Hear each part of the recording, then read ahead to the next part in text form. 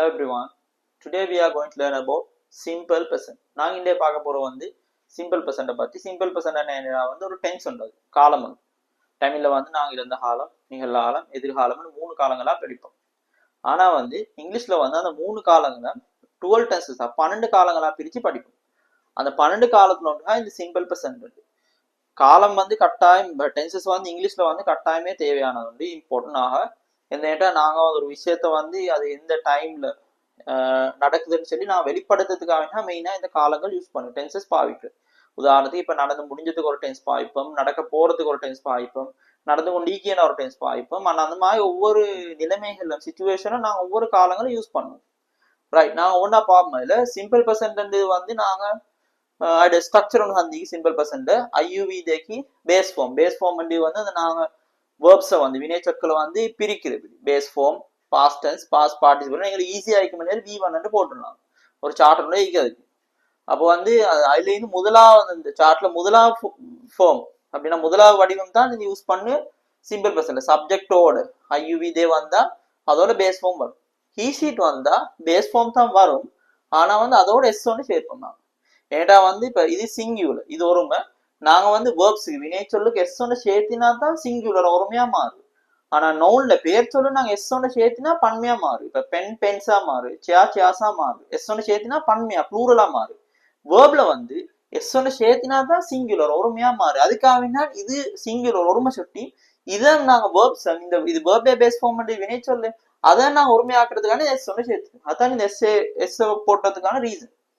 Right, அப்போ வந்து நாங்க இதுல வந்து இந்த நடுவுல ஏமிஸா வாஸ்வா அப்படி ஒரு ஹெல்பிங் வேர்ப்னு வராது.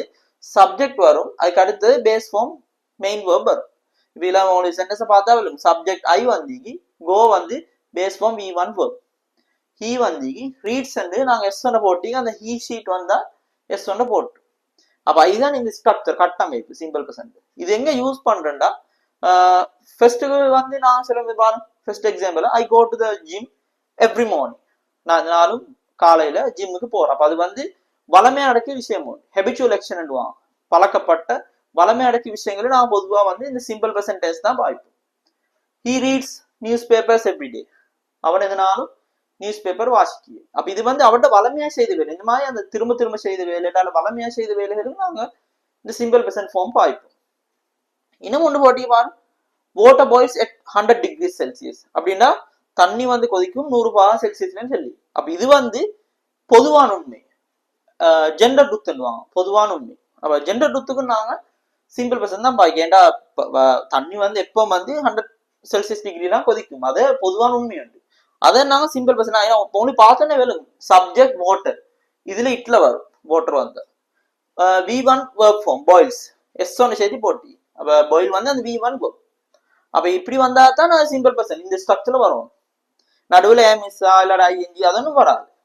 ரைட், அடுத்து வந்து the train leaves at 9 AM அப்படின்னா இது வந்து ஃபிக்ஸ் டைம் டேபிள், ஃபிக்ஸ் ப்ரோக்ராமோடு நான் வாய்க்கு தான் இது. இப்ப இது வந்து the train leaves போட்டிக்கு நான் இன்னும் வளமையா அந்த டைம் தான் புறப்படுது, 9 மணி தான் புறப்படுது. அதான் நாங்க இந்த மாதிரி சிம்பிள் பர்சன்ட் ஃபார்ம்லாம் வாய்ப்போம். இந்த மாதிரி இதான் கொஞ்சம் மெயினான இடங்கள் நாங்கள் சிம்பிள் பர்சன்ட் யூஸ் பண்றோம். Okay, thank you.